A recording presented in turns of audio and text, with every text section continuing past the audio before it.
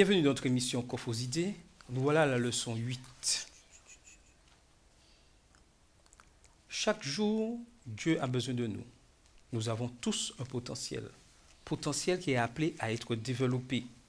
Vivre avec Christ, c'est notre raison. Mais pouvons-nous vivre avec Christ sans potentiel? Nous répondrons à ces questions au cours de l'émission du jour avec Maëlle, Yvelise, Carole, Hansli, Elisabeth et Jessica. Bienvenue à vous. Merci. Et nous allons prier avec Yvelise. Notre Dieu, notre Père, merci de nous avoir permis d'être ici en ce matin. Garde-nous et permets que tout ce que nous dirons en ton nom puisse édifier tous ceux qui sont présents et tous les téléspectateurs qui nous regardent. Ce sont les grâces que nous te demandons au nom de Jésus et pour ta gloire. Amen. Amen. Alors, connaissez-vous votre potentiel?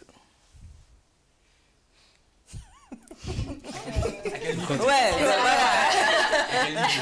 Potentiel pour quoi faire? Ouais. Ben oui. C'est nos capacités. Oui, vos Mais à quoi capacités faire? À quoi faire? à servir au Dieu. Mhm. Ça dépend du domaine. Ah, ça dépend du domaine aussi. Oui, parce que... Ben, il nous a donné des dons et des Voilà, talents. dons et talents. Normalement, oui, on est censé les connaître, hein, puisqu'on est à son service. Ah, son service.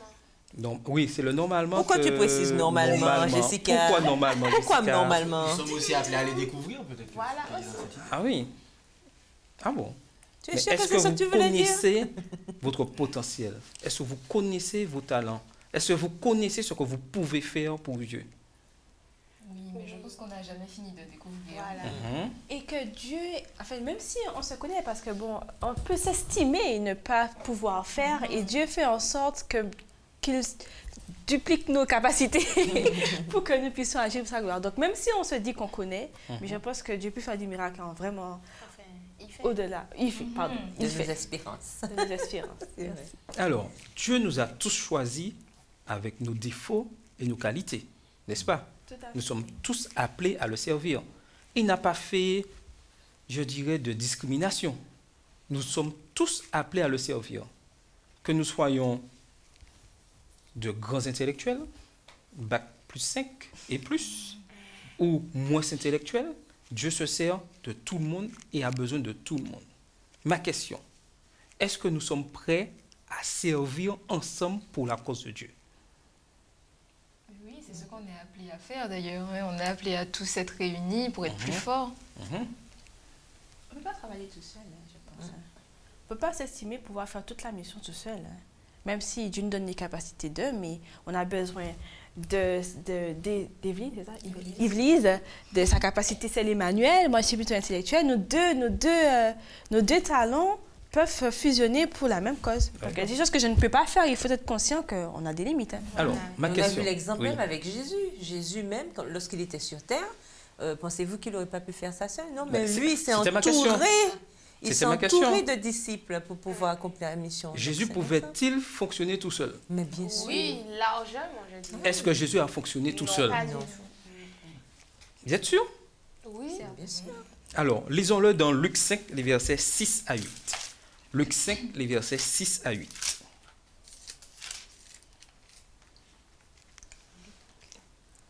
Et c'est L'ayant affiché? fait, ils prirent une grande quantité de poissons, leurs filets se déchiraient. Ils firent signe à leurs associés qui étaient dans l'autre bateau de venir les aider. Ceux-ci vinrent et remplirent les deux bateaux au point qu'ils enfonçaient. Quand il vit cela, Simon-Pierre tomba aux genoux de Jésus et dit, « Seigneur, éloigne-toi de moi, je suis un homme pécheur. » Simon-Pierre qui dit « Je suis un homme pécheur ». Le plus souvent, est-ce que c'est parce que nous disons à Dieu? Oui ou non? Oui, mais dans quel sens? Surtout lorsqu'il nous appelle pour une mission. Première chose, ah, je suis incapable. Je suis pécheur. Non, pas moi. Pas moi. Non, je ne veux pas. C'est pas comme ça nous réagissons. Oui. Mais qu'est-ce que Dieu souhaite? Pourquoi il nous appelle? Parce qu'il croit en nous et qu'il connaît nos capacités. Et il veut que nous participions aussi à cette Tout à fait. œuvre. Lorsque Jésus choisit les disciples, est-ce qu'il choisit seulement une catégorie sociale? Non. Ah non, pas du tout. Peu importe la catégorie. Peu importe. Dans les 12, tout est représenté. Quelles que soient les catégories sociales. Et nous, cela nous montre quoi? Nous dit quoi pour nous? Nous sommes tous appelés pour la mission. Voilà, On a tous exactement. besoin. Enfin, le Seigneur a besoin de nous tous. Et qu'il ne fait exception de personne. Voilà. Que peu importe notre statut, notre position, nous sommes une perle à ses yeux. Et que nous pouvons travailler pour lui. Tout à fait. Tout le monde a sa part à jouer dans cette œuvre. Tout à fait. Donc, Christ est prêt à nous former, à développer notre potentiel. Mais qu'est-ce que je dois faire pour que Christ puisse développer ce potentiel? Prier. Prier, Se oui. soumettre à sa volonté. Se soumettre à sa volonté. Ensuite, Désirer travailler pour lui. désirer travailler pour lui. Avoir la foi. Alors, je prends un exemple. Un chanteur, quelqu'un qui chante bien. Qu'est-ce qui fait sa force dans le chant? Le travail. Les répétitions. Les répétitions, le travail. Même s'il a le don, il a le don. Pourquoi devrait-il répéter? Pourquoi devrait-il travailler? Il a le don, il chante très bien. Pourquoi il est important qu'il travaille le don du chant? Pour ne pas le perdre. Pour ne pas le perdre. Et c'est pour développer ce don. devenir Parce que meilleur. plus, comme on dit, c'est en forgeant qu'on devient forgeron. Plus je m'exerce et plus je vais développer mes compétences, plus je vais affiner cette capacité que j'ai à faire ceci ou cela. Donc parce que c'est en s'affinant, c'est en répétant que ça va s'affiner au fur et à mesure. Donc, en tant que jeune, comment développer tout ce potentiel pour la gloire de Dieu? Ben, m'y mettre. Du travailler.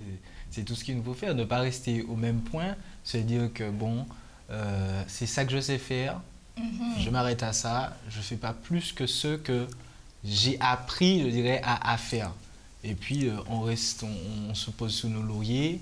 Quand on a fait trop longtemps, là, on arrête carrément. Et puis, on devient spectateur. C'est pas comme ça que ça fonctionne. On sait faire ça. On peut apprendre autre chose, on fait ça, on fait ça, on fait ça, on peut faire plein de choses et se dire justement qu'on est toujours en permanence actif et on ne deviendra pas des spectateurs qui vont seulement amasser, mais justement, nous serons véritablement dans l'œuvre justement en travaillant pour Dieu. Et je rebondis sur ce que dit Nancy parce que moi je remarque quelque chose aussi dans notre communauté. On a l'impression que les jeunes ne savent faire qu'une chose, chanter. Alors, dès qu'on a des jeunes, c'est le chant. On voit rarement des jeunes moniteurs de l'école du sabbat, à part chez les enfants. Ça, ils peuvent faire. Par contre, les enfants, il n'y a pas grand-chose à dire. Hein. Enfin, je veux dire, bon, voilà. Je veux dire qu'on ne les voit pas moniteurs de l'école du sabbat. Par exemple, chez les adultes. On ne les voit pas non plus à la direction de l'école du sabbat ou bien non. Alors, ils peuvent faire communication et chanter. Je suis désolée, il faut aussi qu'on puisse développer. Comment c'est qu'on a le potentiel? C'est parce qu'on touche à tout.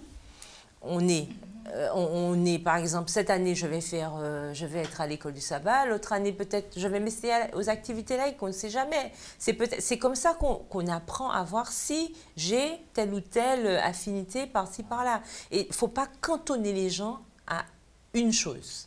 Et ça, c'est le danger aussi. Comment je fais pour développer mon potentiel? C'est en ne me cantonnant pas à une seule activité. C'est ça, c'est important. Tout à fait. Tu as quelque chose, Maya? Non? Alors, nous avons l'exemple avec les disciples. Ils ont connu Christ. Ils ont vécu avec lui. Il est parti maintenant. Et nous lirons dans Luc 24, verset 32, ce qu'ils se dirent l'un à l'autre. Luc 24, verset 32.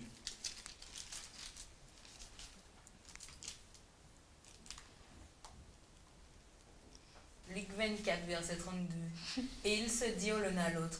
Notre cœur ne brûlait-il pas au-dedans de nous lorsqu'il nous parlait en chemin et nous expliquait les Écritures? Notre cœur ne brûlait-il pas lorsque nous avons connu la parole de Dieu? Sommes-nous prêts aujourd'hui à offrir ce potentiel que Dieu nous a donné, à le mettre à son service?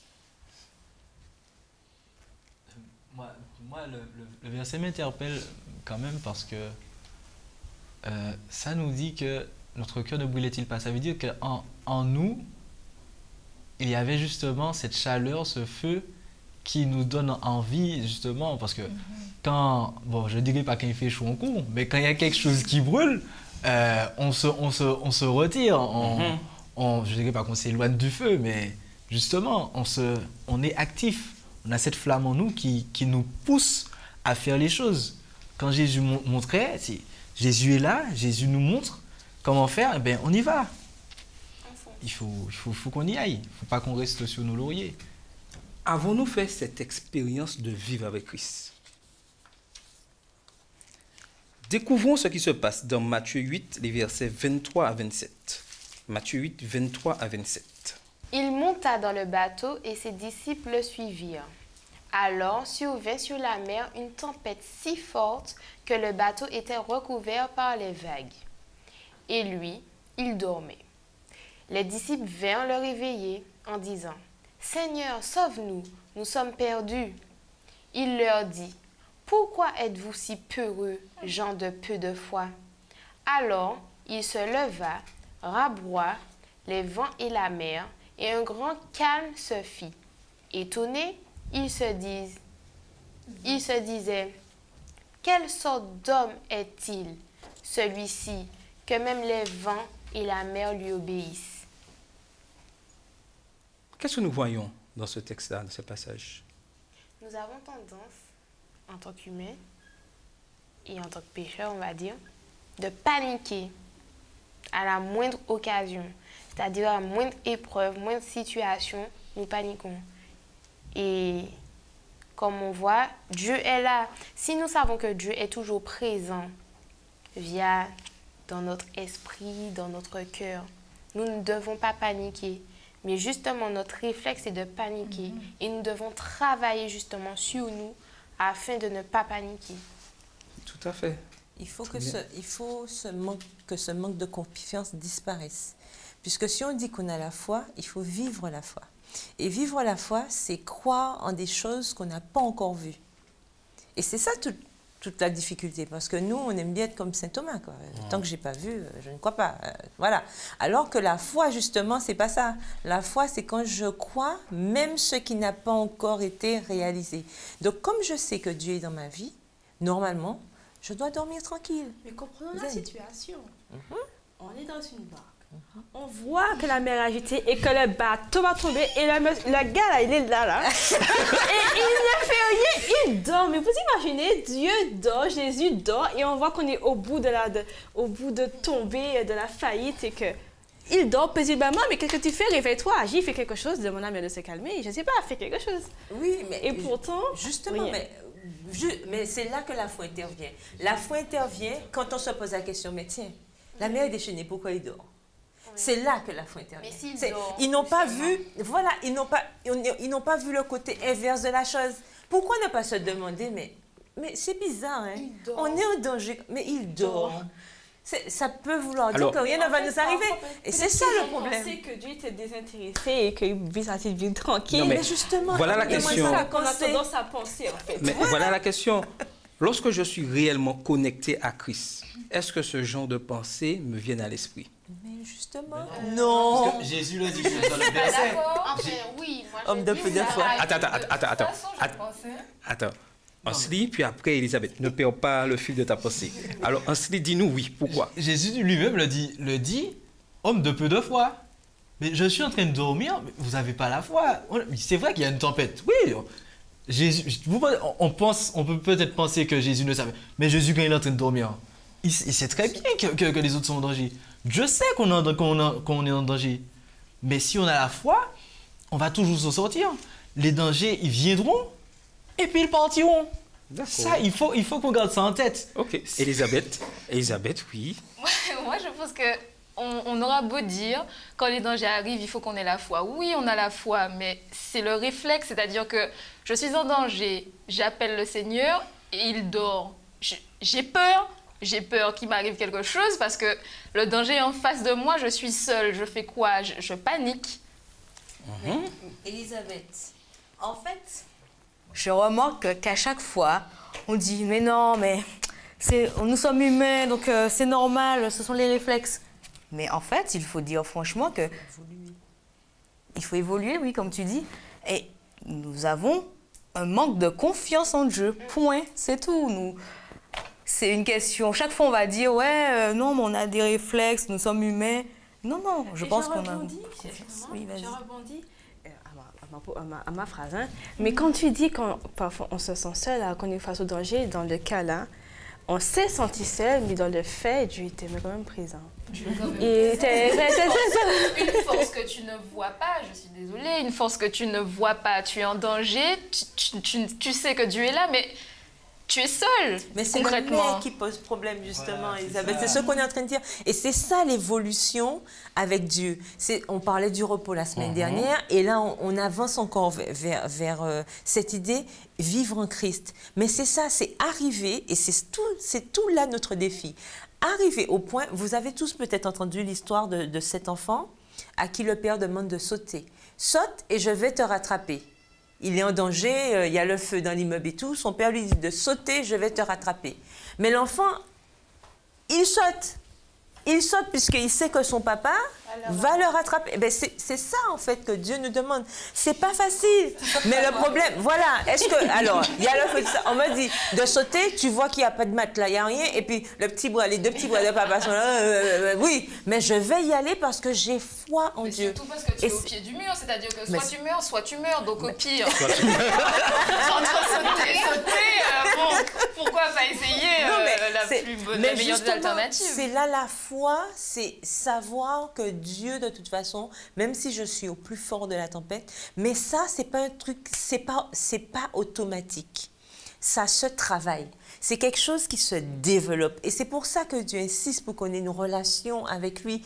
Parce que c'est en ayant cette relation qu'au fur et à mesure, on va voir que certaines choses qui me faisaient paniquer, mais aujourd'hui, c'est tranquille. Je ne m'inquiète même pas. Mais comment j'arrive à ça? C'est parce qu'au fur et à mesure, j'ai pratiqué ça. J'ai fait cette expérience avec Dieu et j'ai appris des choses.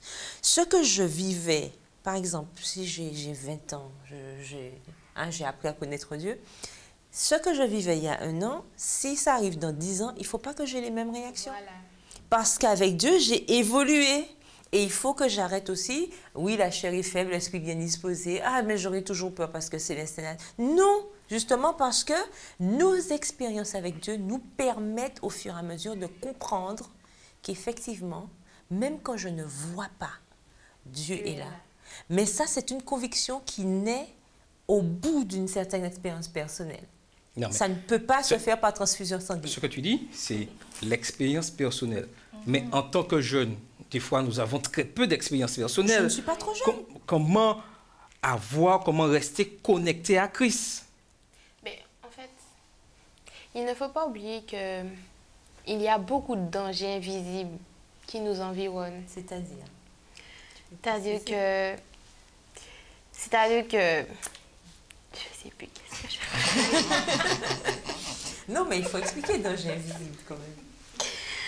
Par exemple, je me réveille, je prie.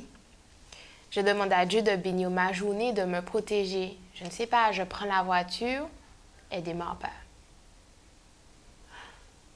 Panique. Bien sûr. Je panique. Je m'énerve. Oui, surtout, je m'énerve. Pourquoi? Non, mais ça m'arrive. Non, mais franchement, Oui, pourquoi? oui, parce que on avait besoin d'effectuer nos démarches ou autres, de se rendre au travail. La voiture nous fait faux bon. Pourquoi? Mais peut-être que la voiture aurait démarré, je serais arrivée, je ne sais pas, au Lamentin, j'aurais eu un accident. Dieu m'a épargnée. Bon, c'est peut-être minime et un peu bête, mais... Non, pas du tout. Non. Oui, donc c'est comme ça.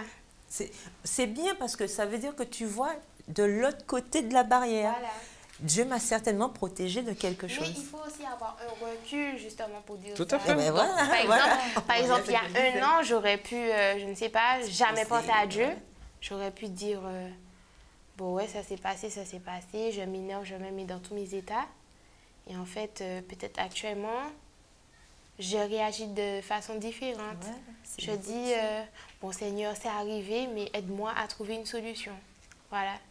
Et Sachant que toute chose concourt au bien de ceux qui Tout à aiment fait. Dieu. Et tout ça, c'est notre démarche. Et Dieu est toujours à côté de nous. Il est comme un compagnon d'armes, là avec nous, marchant avec nous. Et au fur et à mesure que nous marchons, et je sais pas si vous avez déjà vu cette photo-là, sous le sable, quelqu'un qui reprend Dieu, lui disant, oui, mais Dieu, je te voyais tout le temps, je voyais les traces de pas, on était ensemble, et puis là, maintenant, je ne vois qu'une seule trace de pas au moment que j'étais dans difficulté. Et Dieu qui lui répond, Je te portais mon enfant. C'est pour ça qu'il y a une seule trace. Donc, marcher avec Dieu, être compagnon d'armes avec lui, et c'est ce qu'il souhaite. Marcher avec nous dans chaque étape de notre vie. Et ceci est important. Oui, donc je me rappelle de ce que je voulais dire. Vas-y. C'est-à-dire que par rapport à la relation que nous avons avec Dieu, que nous instaurons avec Dieu, je ne sais pas comment expliquer cela, mais par exemple, moi, je ressens la présence de Dieu dans ma vie. Et le défaut, on va dire, c'est-à-dire que parfois, Dieu, il se retire, il est là, il se retire un peu, juste pour voir comment on se débrouille seul. Et justement, cette partie-là où il se retire, là, on sent, par exemple, limite un vide, parce qu'on ne sent plus le peps ou toute la puissance qu'on avait en nous. Et c'est à ce moment-là qu'on peut paniquer. Or, Dieu nous dit, en fait, qu'il est là. Non, mais la question, est-ce que Dieu vraiment se retire? Non, voilà, c'est pour ça que j'ai dit que bon. C'est nous le plus souvent. Il se retire ou pas, en fait. Il nous laisse, disons, notre libre arbitre. Voilà. Il laisse arriver les choses. Il laisse les choses Voilà. arriver. Mais il est toujours là, constamment. Mais c'est nous, des fois, par notre libre arbitre, qui nous déconnectons. Ouais. C'est pour ça qu'il est important que nous puissions rester connectés à lui. Et Dieu ne nous abandonne pas. Il nous donne des éléments. Il nous appelle à être des soldats armés pour remporter la victoire. Sommes-nous prêts à remporter cette victoire? Voulons-nous vraiment remporter la victoire? Et surtout, il est prêt à collaborer avec nous dans ce combat. Nous ne sommes pas seuls. Et c'est bien ça que nous devons retenir, en fait. Parce qu'on nous parle de compagnons d'armes. Qui dit compagnon dit qu'on n'est pas seul. On est ensemble. Et c'est avec Dieu. Tout à fait. En fait, il y a le petit chant qui dit « Avec Dieu, nous ferons les exploits ». Mais il ne suffit pas de chanter. Il faut le vivre. Savoir que Dieu, il est constamment avec nous, même dans nos moments difficiles. Tout à fait. Ça, c'est important. Donc, si je vous dis que Jésus était le premier homme à lancer son petit réseau social. Oui, c'est ça. Ah oui. Il commençait avec 12 hommes. Ses disciples, son petit réseau. Et aujourd'hui, c'est ce que Dieu souhaite. De la même manière, dans son temps, il avait son petit réseau de 12. Qu'est-ce qu'il faisait? Il leur donnait des instructions. Oui. Et il a dit aux 12 d'aller encore chercher. Ensuite, d'aller chercher les autres. Voilà. Et les disciples disaient, lorsqu'il était là, nous sentions cette flamme brûler en nous. Maintenant, il n'est plus là, nous sommes refroidis. Mais ce que Dieu souhaite, c'est que cette flamme brûle en nous, que nous puissions aller voir les autres, dire ce qu'il a fait pour nous, l'expérience de Jessica, pouvoir raconter à ceux qui nous entourent ce que Christ a fait pour moi, le voir, le vivre et partager cette bonne nouvelle. Il faut que nous gagnions les cœurs et les esprits de ceux qui nous entourent. Il faut que nous puissions enrôler d'autres compagnons d'armes pour aller de l'avant, remporter la victoire avec cette armure que Dieu nous a donnée. Nous devons nous préparer aussi à résister aux attaques de Satan. Et Satan s'attaque sur quel point? Quel point Satan attaque chacun d'entre nous? Nos faiblesses. Il connaît chacun de nos points faibles. Donc, si Satan connaît mes points faibles, qu'est-ce que moi je connais de Satan? Son point faible. Je connais sa destinée, surtout. Moi, je sais déjà qu'il a perdu. Ouais, voilà. Même s'il connaît mes points faibles? Voilà, il connaît mes points faibles. Moi, je sais déjà qu'il a perdu. Il a perdu. C'est réglé. Ok. D'accord, tu connais mes points faibles, c'est bien beau, c'est bien joli, c'est magnifique. Mais je sais que si je chute, Christ sera toujours là pour me lever parce que je suis connecté à lui. Voilà. Amen. Et ceci, nous devons être convaincus de cela. Sommes-nous convaincus? Devrions l'être en tout Moi, cas. je suis convaincu. Vous voulez dire quelque chose, Maël? Je suis convaincu. Donc, nous devons nous impliquer dans la mission. Nous avons beaucoup aujourd'hui, je dirais, de réseaux sociaux. Nous les connaissons. Nous sommes abonnés à 2, 3, à plusieurs et encore. Comment utilisons-nous ces réseaux pour faire passer notre connexion Et pouvoir à avoir Dieu d'autres compagnons d'armes. et avoir d'autres compagnons d'armes? Comment les utilisons-nous? Exemple. face concrète. On peut, par exemple, mettre un verset, partager la méditation qu'on a fait ce jour-là. Il y a un verset qui nous vient en tête, on peut aussi le partager. Une expérience, même, peut-être pas mon expérience, mais l'expérience de quelqu'un, quelque chose qu'on a entendu, comme par exemple, tu as dit, ah, c'était le sermon de sabbat. Ben, j'ai retenu quelque chose qui m'a frappé, je partage. Enfin, c'est ça un petit peu aussi avoir utilisé les réseaux. Avoir des compagnons de prière à distance, par exemple. Tout à fait. Aussi, mais oui. Je ne sais pas si vous avez remarqué, dans les actualités, sur les réseaux sociaux, on parle toujours de mauvaises nouvelles, de mauvaises actions. Mais les bonnes nouvelles, où sont-elles? Elles n'existent pas. Elles ont presque disparu. Mais elles existent. Pourtant. Il faut que nous puissions, je dirais, renverser la situation. Il faut que nous puissions, sur les réseaux sociaux, publier les bonnes choses. Publier ce que Dieu fait. Positif. Il y a une action. Et dernièrement, j'entendais à la radio une jeune femme qui remerciait un jeune homme d'avoir aidé son père qui était perdu à la Galeria. On n'en parle pas. Et il faut que nous puissions avoir ce courage de bombarder. De la même manière que Satan bombarde les réseaux sociaux avec de mauvaises nouvelles, il faut que nous puissions bombarder les réseaux sociaux avec de bonnes nouvelles, disant ce que Christ a fait pour nous. Oui, Yvelise. Mais suite à ce que tu viens de dire, ben, j'ai envie de vous proposer, mais et si nous devenions des diffuseurs de bonnes nouvelles, voilà. Et si à partir de maintenant, nous commençons à distribuer les bénédictions de Jésus à travers nos réseaux sociaux. C'est ce qu'il nous demande. Et vous, chers téléspectateurs, vous qui avez des réseaux sociaux, vous qui êtes abonnés à tout, je dirais, ce domaine informatique, vous devez proclamer la bonne nouvelle. Proclamer les bonnes choses que Christ a fait pour nous. Dire il y a des choses qui se passent dans le monde, des choses qui sont bien. Tout à fait. Mais on n'en parle pas. La déprime quotidienne, habituelle, où oui. chaque fois qu'on allume le poste ou qu'on entend une nouvelle, c'est toujours une mauvaise nouvelle. Je trouve que c'est presque antinomique. On parle de nouvelles, des nouvelles en général. Les nouvelles doivent être bonnes, en fait. Je veux dire, il faut qu'il y ait un équilibre. Maintenant, il n'y a plus cet équilibre. On a l'impression que le monde, il n'y a que de mauvaises choses qui s'y passent, alors que c'est faux. Il y a de très bonnes choses qui s'y passent, il y a de bonnes nouvelles, il y a des gens qui sont guéris, il y a des gens qui sont sauvés, il y a des... Voilà, par exemple, souvent on parle des naufrages. Dernièrement encore, il y a eu un autre naufrage où il y a eu... Mais on ne parle pas des survivants. Il y a eu des survivants, tout le monde n'est pas... Mais ça, c'est une grâce. Ça, on ne met pas l'accent sur les survivants. C'est quand même incroyable, on parle que des morts. Alors, c'est ça qu'on doit... On doit toujours voir le bon côté et pouvoir transmettre justement cette joie. Et Dieu agit en chacun de nous. N'hésitons pas à dire, même si c'est une fois, ce que Christ a fait pour nous au cours de la journée. Partager. Voici notre mission. Et Dieu, c'est son seul but. Nous sommes les agents de Dieu. Et nous devons être convaincus de ça. Notre mission consiste à bénir les autres et à donner un aperçu du ciel à ceux que nous rencontrons. Si nous voulons attirer d'autres personnes à Christ, si nous voulons avoir d'autres compagnons d'armes, il faut qu'ils sachent que la joie que nous avons de servir, la joie que nous confions notre potentiel, nos dons à Christ, c'est un petit extrait de ce qui nous attend au ciel. Voulez-vous être au ciel? Voulez-vous être au ciel avec Christ? Faites ce qu'il y a à faire. Proclamez l'évangile, partagez les bonnes nouvelles. Merci à tous et à la prochaine.